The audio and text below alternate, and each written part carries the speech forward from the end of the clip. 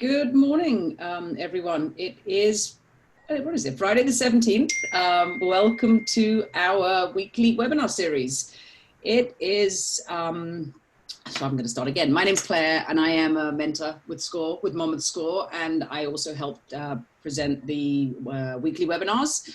I'm going to be helping today, our presenter today, who is Elizabeth Holmes, and it's great to have her because she's actually also a SCORE Monmouth mentor with us as well. So it's exciting to actually have a mentor as a presenter once in a while, and so we're really pleased that Elizabeth is on.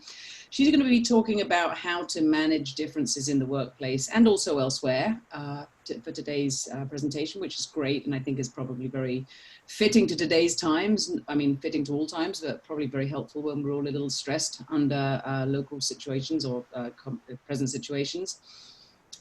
SCORE is a non-profit entity, and we offer free mentoring and webinar and seminar services to local small businesses. As I said, Elizabeth and I both represent the Monmouth County chapter, but we are a national organization and we're supported by the SBA.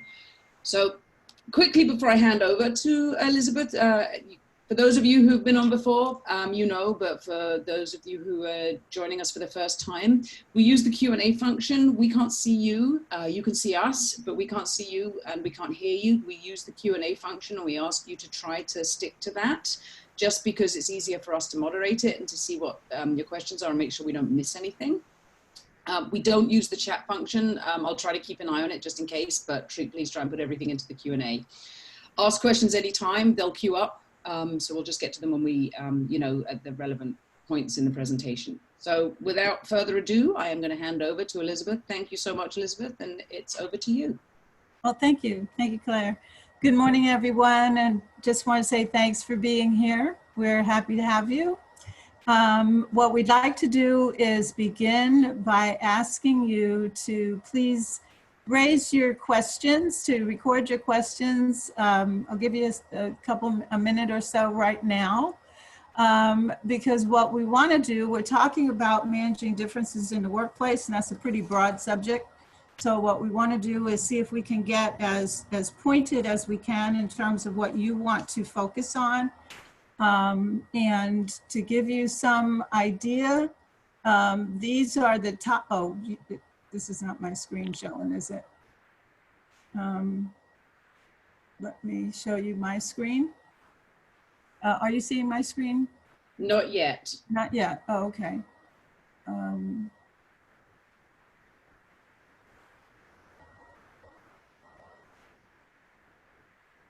Is there something I need to do? Yeah, you need to click on share screen. Just share screen? Yeah, just like you did in the. Oh, okay. I have to share. Okay, share screen. All right. There.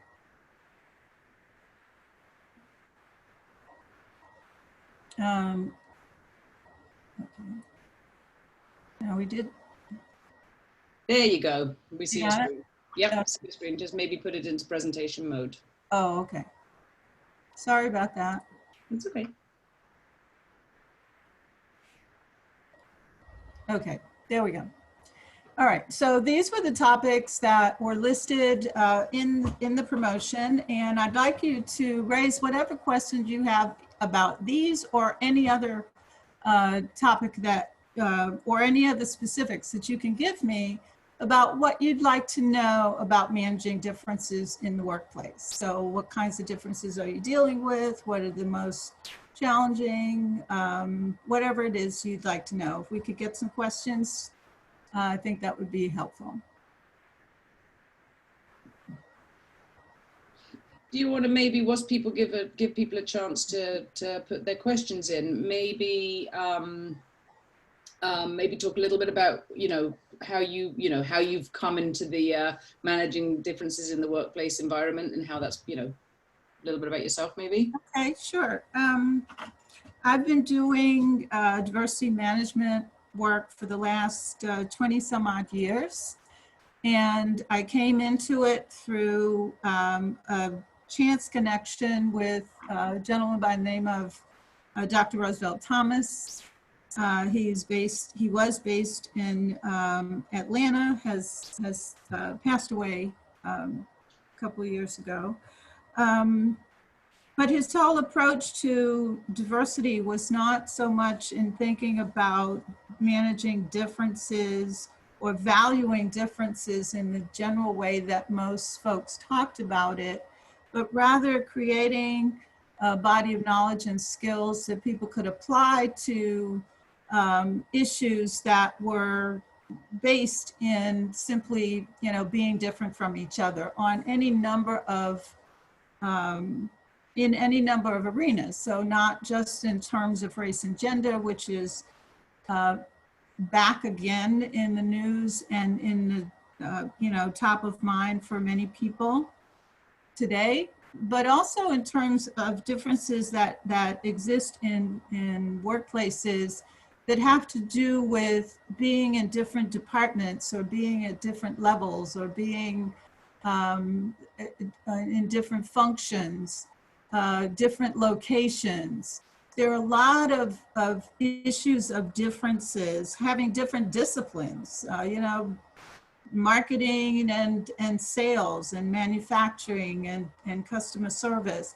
You have different disciplines, you have different lines of business, product lines, and all of those entities create a diversity mix, so that the members of those entities are all part of a mix. They're in the larger company, but they're a part of a mix among themselves.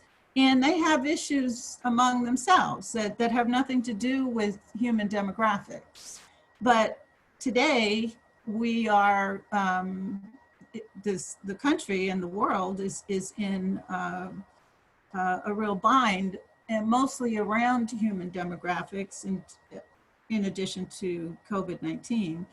And so if the issues that we're bringing to the table here today involve primarily human demographics, that's fine. But I want you to think in terms of differences that simply exist because of the way people work. So work styles sometimes create differences, challenges in the workplace.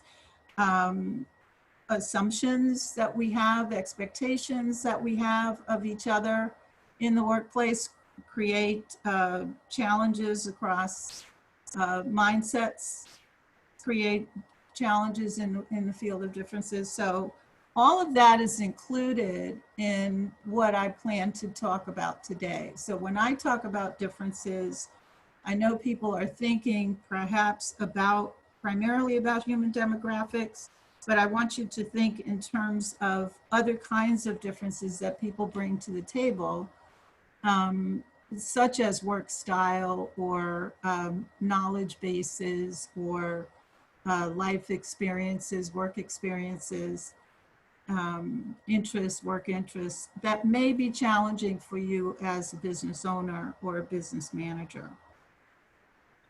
So we have a couple of topics, of questions that have come in. So one is challenges dealing with some, and then in parentheses, mostly younger people who consistently and cheerfully ignore supervisors' directives and assignments. So, no, that doesn't happen. And then there was another one that somebody wants to talk about the challenges with differences begins with me as a topic. I'll throw in there, I mean, I know this just based on personal experience. Sometimes I have conflict in the workplace or different challenges in the workplace, I should say, because I'm very direct. And some people take that, in my delivery of being direct can sometimes be taken in an offensive way, right? So we can throw that into the mix of, sort of how you approach people or how you handle situations. Okay. So let's talk about challenges begin with me. Challenges with differences begins with me. And I want it to be a conversation. So I want you to feel free to offer up any questions that you have or thoughts that you have as we go through. For each arena that we talk about, what I want to present to you is some principles. So overall, just 3 principles. We've lost your sound, Elizabeth.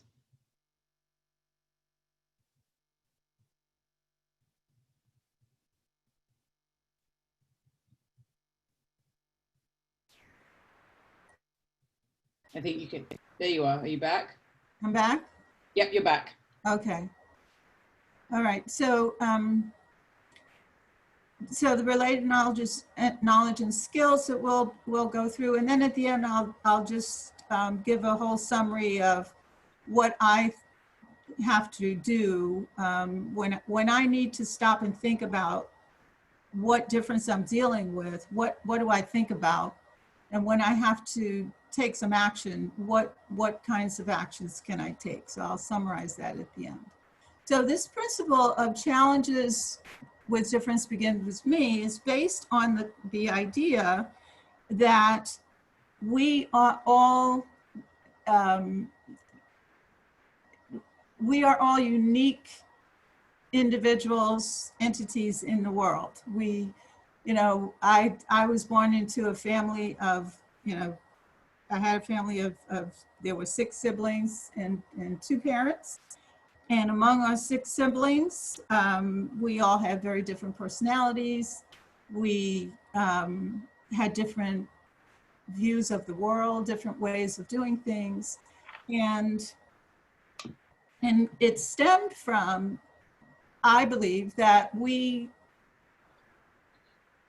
view the world, we see the world through a filter that has been created from the meaning and learning that we've taken from the experiences that we've had. So we've been born into a particular situation.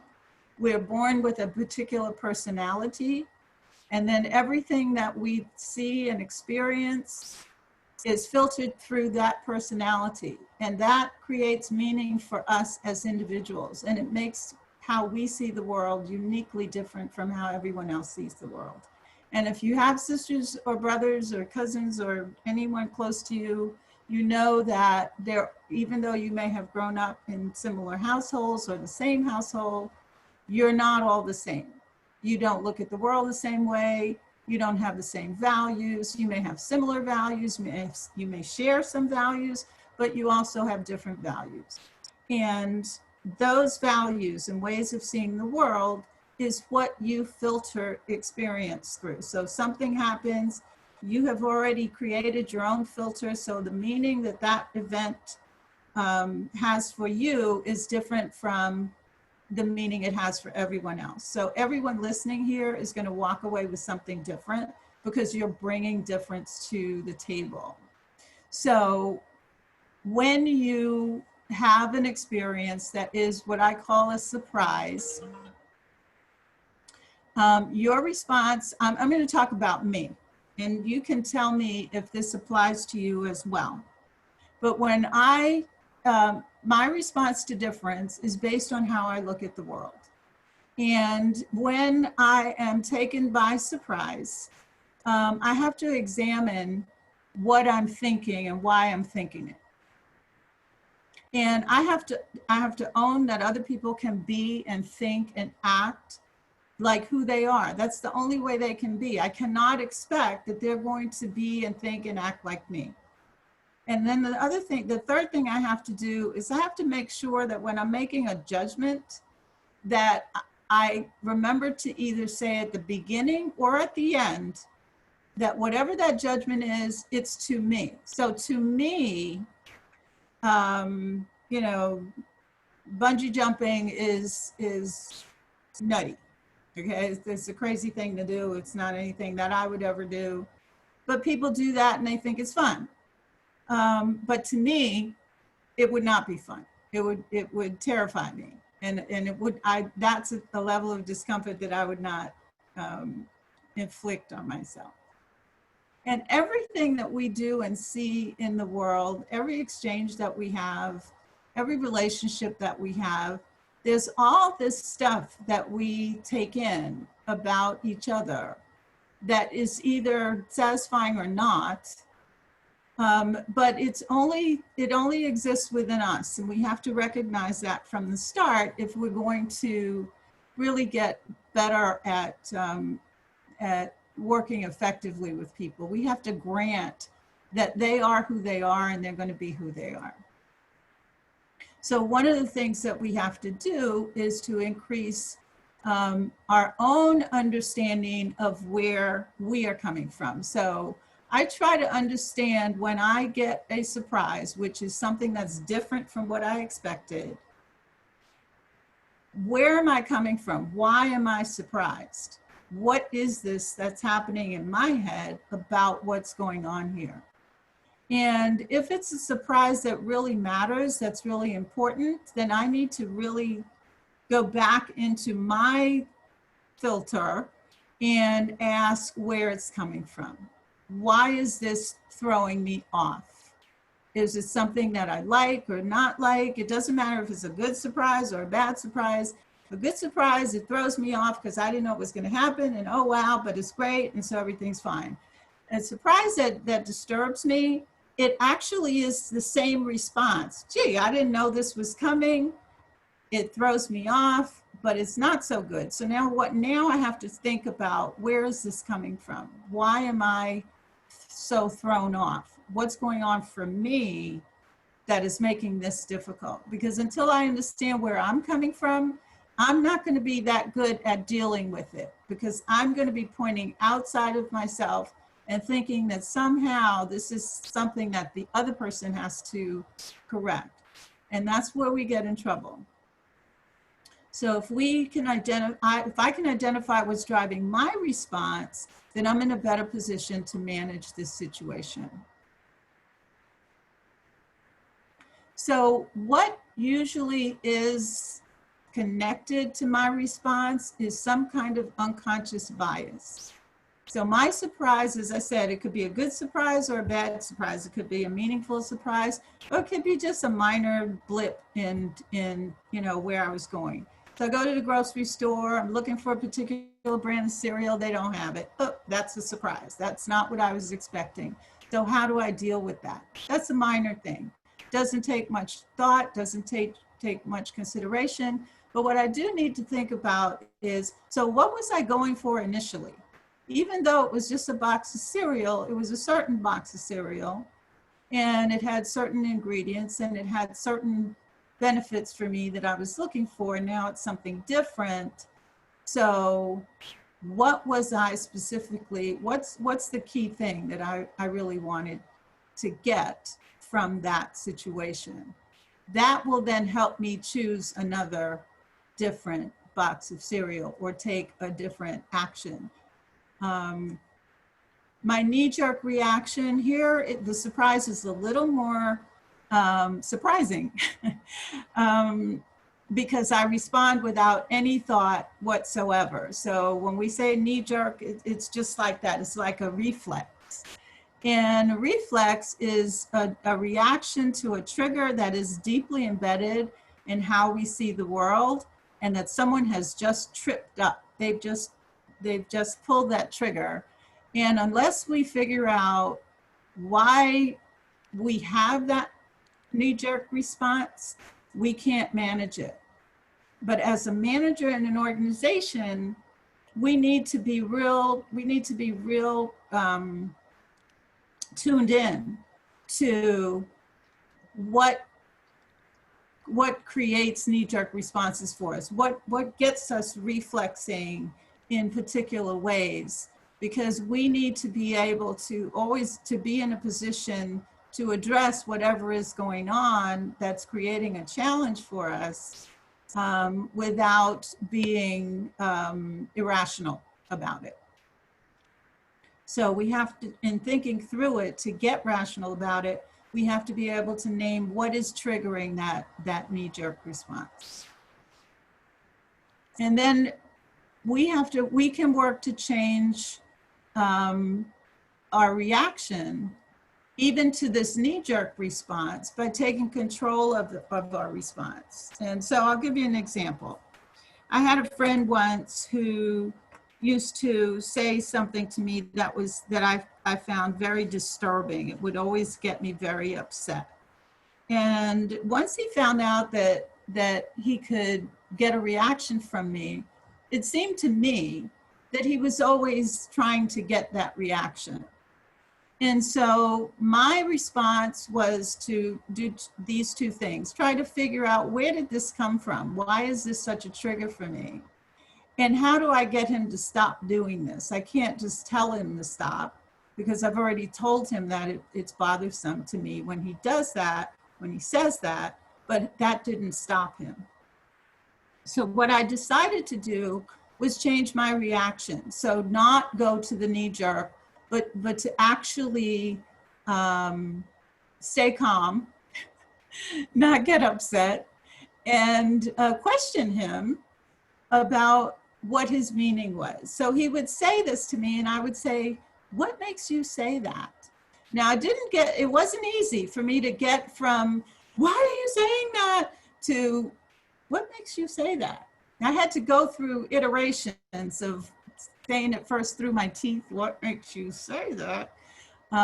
Given lots of time in between, pausing, you know, counting to 10 and all of that. But finally breathe. Huh? Breathe. Take a deep breath, right? So finally I got to the point where I could say very calmly and very nonchalantly, well, what makes you say that? And eventually, he stopped having reasons for saying what he was saying. And so he actually stopped saying it. And I think that I learned that is how you get people to stop doing the thing that is annoying to you, is that you first have to stop being annoyed by it. And then you end up with a mindset that is freed up, that's opened up to allow you to explore what's going on for you, where that's coming from for you, and what a good solution might be. So that's what I mean by take control of your response.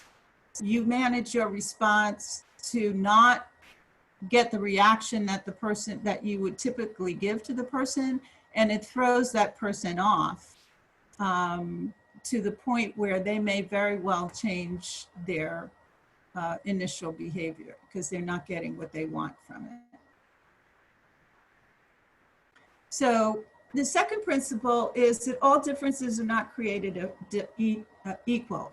And this is really critical for looking at what differences matter. That's the real basis of managing differences in the workplace, is picking differences that matter, or discerning which differences matter, and then dealing with the ones that matter differently. So how do you do that? So one of the things you have to think about is, when a difference emerges, is why are we in this mix? Who's involved in this situation, and why are we here? In other words, what are we here to do? And what is it going to take for us to do it? So what are the real requirements for us to meet the goals that have brought us together? And when we say real requirements, we're asking you to distinguish between preferences, which sometimes we think are requirements. Well, I prefer it to be this way, so therefore you have to do it this way. But it's really just a preference. It's not necessary. There are a number of different ways it could be done. Traditions, well, we've always done it this way, and so that's why we have to do it. That's not a real requirement. That's a preference, that's a tradition, that's a habit. And we like to hold on to our habits because they're easier for us to do, but sometimes they get in the way of real requirements. And then maybe because it's convenient. So we have to do it because it's easier to do it this way. Sometimes that matters, and sometimes that's important, sometimes it doesn't. So the first step really in determining what differences matter is to figure out what is going on, what do you need to have happen, and what is it going to take for that to happen.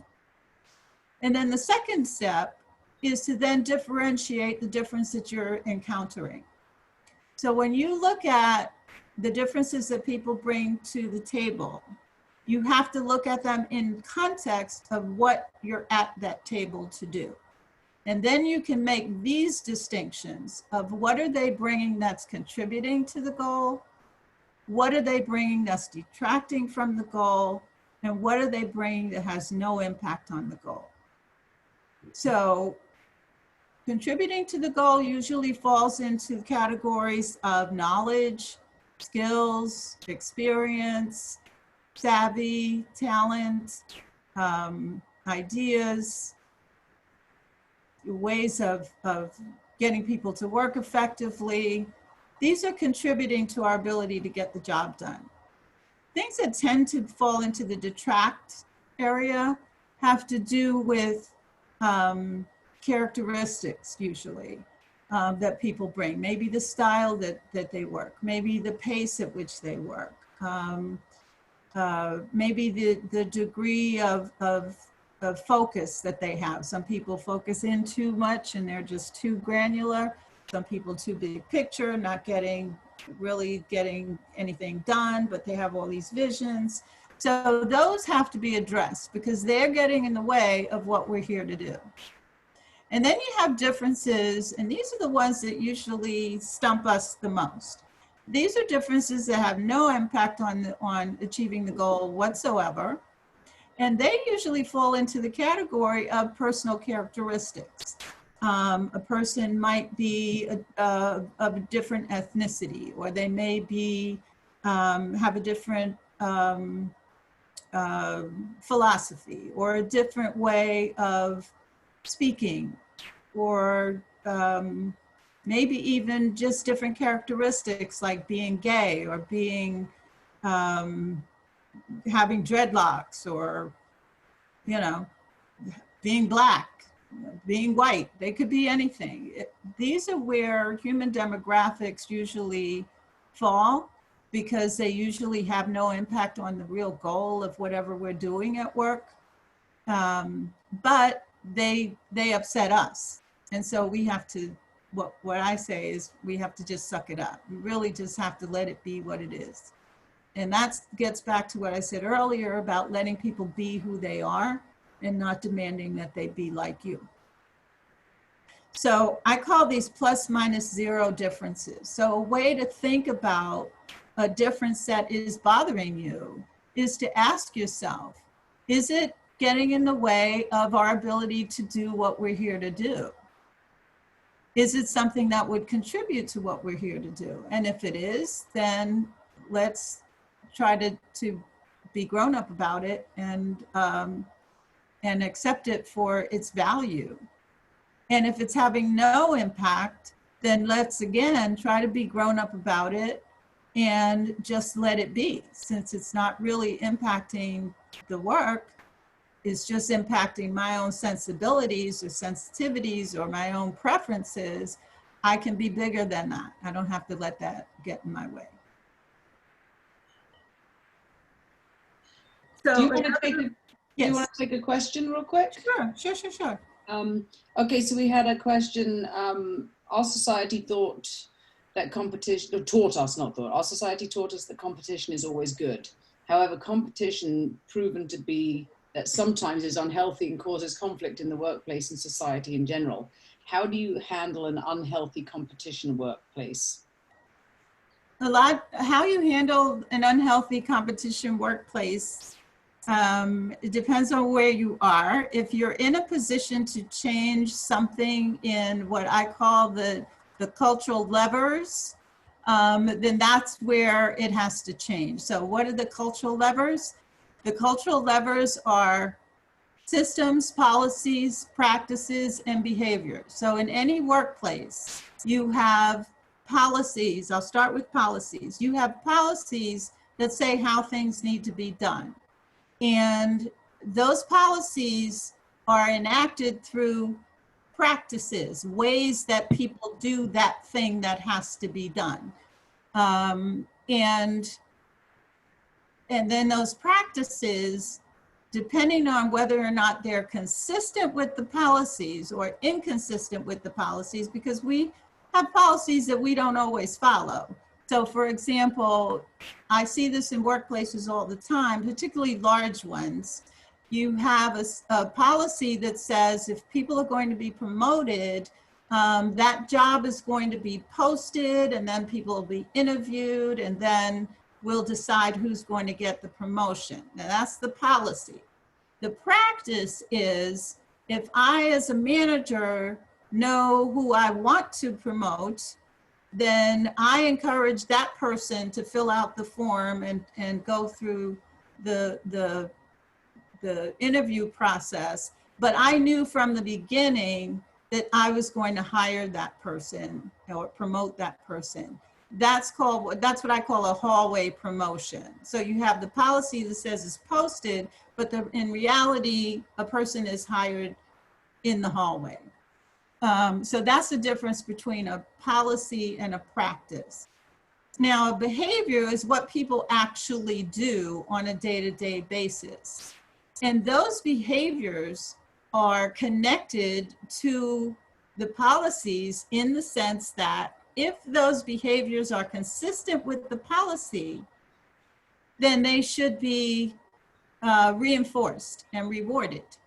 And if they're inconsistent with the policy, they should be punished in some way. There should be some negative consequence for behaving in a way that's inconsistent with what you say you want to happen. But if those practices and those policies go unpunished, if they go, what's the term, without consequence, then that becomes the norm. So if in your competitive environment, if your organization is has a toxic level of competition, you have to look to what do you have in place as a policy? What's your policy about that? And what is the difference between what you say and what people actually do? Is there a positive or negative consequence for doing what they do? And that's true for any aspect of your culture.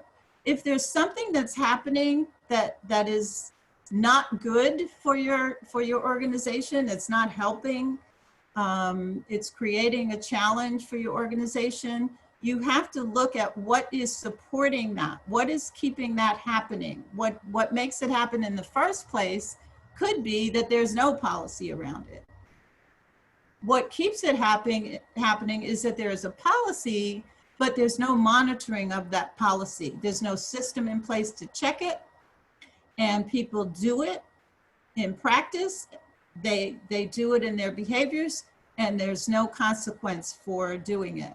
So people will do what they get rewarded for, what they're incentivized to do. And you incent them in positive ways, you can also incent them in negative ways. And the way you incent them in negative ways is to let them do things that they get away with, that they shouldn't do, that they get away with. So I would say look first at your policy. Do you have any policy about how people compete or should compete in the organization? Look at the goals that you set. Do you set competing goals?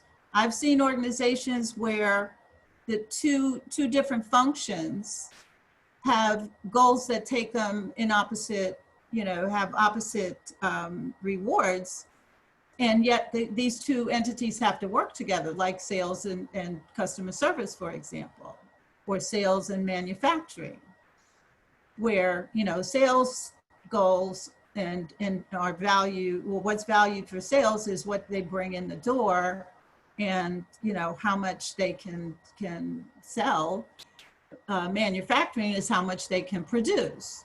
So if they sell in a way that impedes production, so for example, they give too short a deadline to the buyer, now production has to try to meet that deadline, that creates conflict.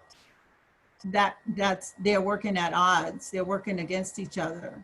And so that could create a competitive situation as well. So look to your systems, look to your policies, look to what people actually do, the practices, and look how they act toward each other, and see what is rewarding that, and what might you put in place to reward the things that you want to happen and to discourage the things that you don't want to happen.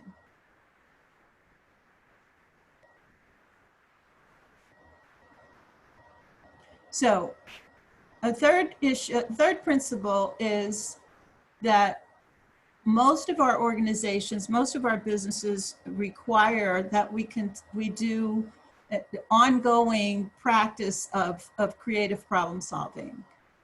We have to continually, in order to do that, we have to continually be in a learning mode. And being in a learning mode is not always easy for people who are in charge of things, because they think that they're supposed to know stuff, right? They're supposed to know everything. Well, you don't have all the answers. And newsflash, your employees know you don't have all the answers. So we can all stop acting like we do. We get uncomfortable about certain things, and we have to recognize that every discomfort is a new challenge to us to think creatively about meeting that challenge. Because it is a new challenge, we have to be creative in how we solve it. And the process for exploring how we solve a new challenge is still the same, remains the same, regardless of the challenge that we face. We have a consistent process, or there is can be a consistent process for exploring how you deal with a challenge, but the discomfort is still always going to be there. So that calls for us to do two things. One is we have to see the world through more than just one set of lenses. We have to recognize that where there is a difference in whatever the difference is, in how one looks, how one behaves, what one thinks, we have to accept that we all see the world differently. That's normal. Having a conflict in point of view, having different perspectives is quite normal. And we should not only look for it, but we should create environments where we can reap the benefits of different perspectives. Creative problem solving does not happen with one mind. You need to have a number of mental perspectives about that situation if you're going to do something creative. And the way you do that is that you have to then the way you hold multiple perspectives is that you don't have to be concerned about losing yours so much that you just hold tight to it and never give it up. Just hold it in abeyance. Just put it aside for a minute, just long enough to get understanding of where other people are coming from, literally and figuratively. What are they thinking? What do they want? What do they believe? What's important to them? And that doesn't diminish what you think is important or what you believe or what you want. It just gives you more data. So it's like collecting data to collect other perspectives about a particular issue that you may be experiencing. And in collecting that data, you have to do it in a way that ensures that you can give them room to hold that other perspective. Respect that they have a right to their perspective because they got it the same way you got yours. You got yours from filtering the experience that you learned and making meaning of that, and they got theirs in exactly the same way.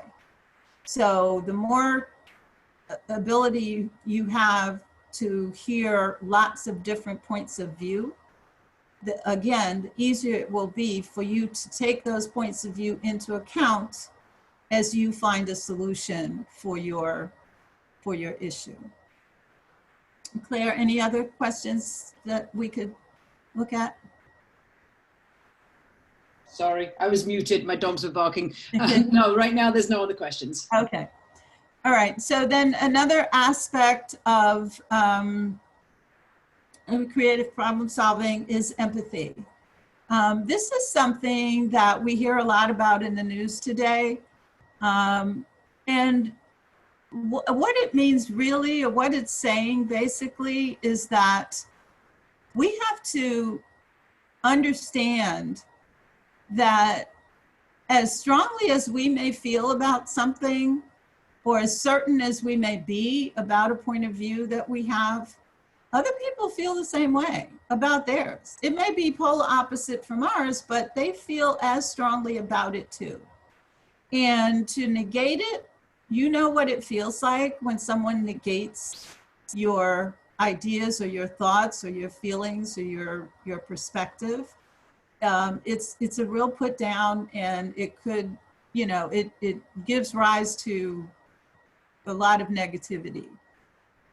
So the one thing that we can do is take a position that says, there is bias in every interaction, in everyday interaction, there is bias. We bring our own set of expectations and what we want and how we feel about things. We bring that all with us every day on little things and on big things. So one of the things that we want to do is check our assumptions and check other people's assumptions, because sometimes the conflict is just based on, we came at this from two different sets of assumptions. I thought it was going to be this, you thought it was going to be that. So let's figure out what we're assuming about this situation and what should be happening in this situation. And then when you get data, try to give yourself some pause to think how you're taking it in. Are you just rejecting it out of hand, which we do? Or are you willing to really delve into it and try to understand it fully before you make your judgment? You know, is this knee-jerk response, or am I going to hold that perspective, my own perspective, in abeyance while I take this in and learn to understand it? And if I can do that, I think that I can convey some sense of connection with the person, the other person I'm dealing with, that I understand why they feel the way they feel. That's empathy. You're understanding. It doesn't mean that you even sympathize. That's a whole other thing. But if you can empathize, it's like, okay, I can see how and why you might be where you are in terms of how you're looking at this situation and how you're dealing with it. And that, again, is what gives you the power and the wherewithal to find a solution that is workable, because your mind and your thought process is freed up from protecting what you think is a must-have point of view. You now have a lot more data that you have to work with in finding a solution. And again, if you're being a grown-up, you'll take all that data into consideration as opposed to dismissing it because of its origin, which we do a lot. That's why the saying, you know, out of the mouths of babes, very often, well, when young people can see things and say things in such a poignant way, but we dismiss it because they're young. In the workforce, it comes out in terms of people being new to the job. Oh, he's new to the job. What does he know? Or, well, you know, she's such a pain in the neck. But this one time, she's got this great idea. But we dismiss it because of preconceived ideas and assumptions that we have already implanted in our own heads. So when we talk about providing adult supervision, I mentioned earlier about being grown up. So I'm assuming that we're all adults on this call. And I think that, or I know that to get to be an adult, all you have to do is live long enough. If you just stay alive, you get to be an adult. But getting to be a grown-up is a whole other story. Getting to be a grown-up means that you have the ability to do the things that we talked about earlier, which have to do with owning your own stuff, knowing the difference between what's your stuff and what's somebody else's stuff. So when you're in a conflict with someone, you're bringing some stuff to the table, they're bringing some stuff to the table. What's your stuff? Do you know your stuff? Do you know why you are at that table in that particular stance? Being grown up is being willing to take a look at that and look at your role in any given conflict situation, any given challenge of difference. Being a grown-up also means that you have the ability to put your personal preferences aside in deference to requirements. So if there are certain things that have to be done and you like them done a certain way, but it's not actually required, you can still get to your goal without them being done in that particular way. Being grown up means you can back off. You have enough sense of self to back off and say, okay, as long as we're going to meet the deadline, we're going to get what we want when we get there, then you take your route and I'll take mine. So one of the things that is essential when we are talking about managing conflict in the workplace or anywhere else is that we have to bring our grown-up self to the table. And this is particularly true when we're dealing with people who should be grown up, but they're not acting like it, or people who are not actually grown up yet. And there are lots of adults who are not grown up yet. And we have to appreciate that in them and help them along. And by practicing our own grown-up, bringing our own grown-up self. So here's what I believe. Here's how I deal with difference. I have these beliefs that guide me, that if I'm in a challenge, I got a role in that. I have a role in that, and I have to look at myself and what I'm bringing to that challenge. So it begins with me. I have to start with me, work on myself, figure out myself, and then focus on figuring out what's going on with the other person or persons or entities. I have to look at differences differently. Oops, sorry, let me go back. I have to look at differences differently. I have to be able to distinguish a difference that matters from a difference that doesn't matter, from a distance that's getting in our way, and know which ones to value, which ones to work on, and which ones to just deal with, just accept. And then I have to be willing to be in a learning mode, master the idea of continuous learning. When I need to, you don't always have to think through a situation. We have a shorthand way of working through a lot of things. So I'm only talking about those situations and challenges that really need you to think about before you take some action. So the first thing you want to think about is your own biases. What are you bringing to the table that's putting a shading this challenge? And then where is that coming from? You know, and these things can be done. You can do the challenge before you figure it out, and you can even take action before you actually figure it out. But you have to ultimately figure it out. Otherwise, it just keeps coming back at you. Being open to recognizing that there's always more than one way to look at something. And if you're saying to yourself, there's no other way to look at this, it means you need to get someone to help you see it a different way, because there always is another way to look at it. And that's what helps you think through to get a solution that works. And then remembering that whatever you think or feel, that's you. And you cannot project that onto the other person. They may not think or feel the same way that you do. And so if you are doing this and figuring out why you think and feel that way, you'll be in a better position to make a more lasting and substantial kind of resolution to that challenge. And then when you're learning the most important thing is to be comfortable with discomfort. We choose discomfort on a daily basis.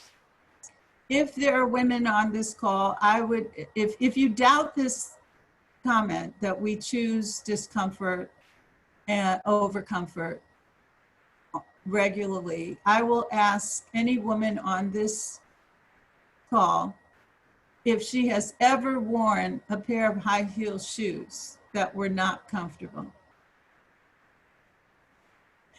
And I'm guessing that the answer is yes. And I would ask you if you have ever taken a vacation in a country where you didn't speak the language, or if you've ever ridden on a roller coaster. None of these things are comfortable, but we do them anyway. And we do them because we want to. We do them because they have a return for us. They give us something. So we are comfortable with discomfort in some arenas. And so what I'm saying is that when it comes to differences in the workplace, we have to get comfortable with our discomfort. And I know that we spent a lot of years trying not to talk about certain things. And now that we have to talk about race, and we have to talk about inequities, and we have to talk about white supremacy and things like that, that we didn't want to talk about before, mostly because it was too uncomfortable. We have to be willing to talk about things that are uncomfortable. And we can do it. It's within our ability to do it. We have to, one of the ways that we do it is to get clear about what is it that is making us uncomfortable. So we get to know more about ourselves and where we're coming from. The better understanding we have of who we are, what we believe, what we want, what we hold dear, the better we are at exploring those same factors in other people, because we're not threatened by being dissuaded or somehow changed from just knowing. I'm not asking to agree. I'm not suggesting that we have to condone. I'm not suggesting that we have to take it in and make it part of ours. I'm just saying we need to understand it. And the better we understand it, the more options we have for addressing and resolving it. And that requires that we're willing to seek out other perspectives besides our own, that we are able to distinguish a plus from a minus from a zero difference, and that we have the ability, the human ability, to exercise our empathy.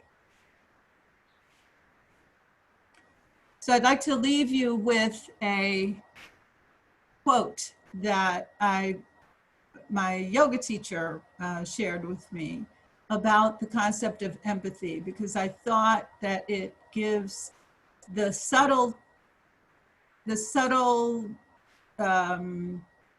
human connection that we are promoting when we talk about walking in somebody else's shoes. So let me hold the door for you. I may have never walked a mile in your shoes, but I can see that your soles are worn and your strength is torn under the weight of a story I have never lived before. So let me hold the door for you. After all you've walked through, it's the least I can do.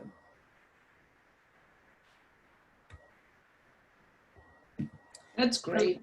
I love that. So again, thank you for participating. And we have a couple of minutes, I think. If there are any more comments or questions, we'd love to hear them. Yeah, please, if anybody has any comments or questions, please, put them in now. Elizabeth, that was great. I loved it. I think, and what's awesome is you can actually take that, I mean, as the title of the webinar said, right, managing differences in the workplace and elsewhere, but you can apply a lot of what you said today, you can apply to to non-work situations as well as work situations. It's really a good sort of broad-reaching way to look at things. Thank you. And somebody did ask if they can have a copy of the presentation, so I'm going to, just so everybody on the call is aware, we've changed our system. SCORE has changed the operating system, so we used to be able to automatically attach them in Zoom and email them out, and we can't do that anymore, so I have to figure out how we can get it out to people, so just bear with us. It is going to be available on our YouTube channel. The webinar will be on our YouTube channel, and it's also on Facebook Live, so you can replay it there.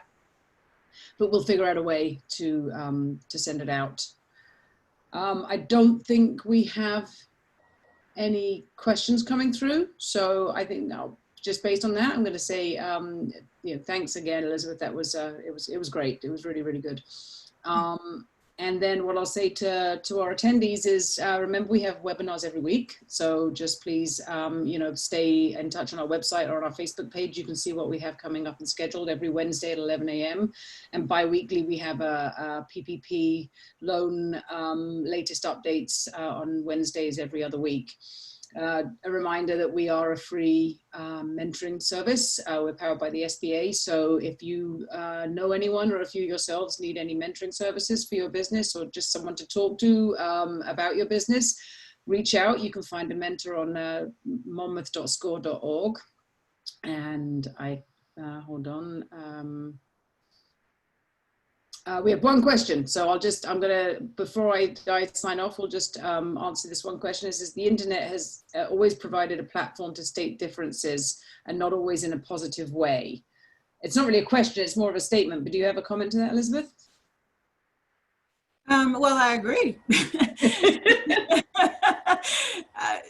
I agree, but we're talking, and that's the problem, is that we think that, expressing differences means that we have to be negative about it. And I'm saying we don't. We just need to allow that people have different points of view and be respectful of their point of view. And a lot of times people aren't very kind in how they express it, but we can put a stop to that in how we receive it.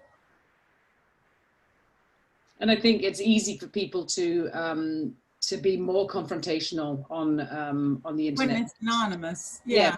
Even if it's not anonymous, you're not looking that person in the eye, and you're not. So it is definitely. I mean, there's a lot of people. Especially in today's climate, you see it. Especially people are very, very brave when they're posting something online. Yeah. Yeah. Okay. I think on that note, it is 11:59. So again, thank you everyone so much for attending. Keep in touch with our media so that you can see what upcoming webinars we have. Elizabeth, thank you so much. I really appreciate it. Okay. And we will see everyone soon. Thank you. Okay. Bye-bye.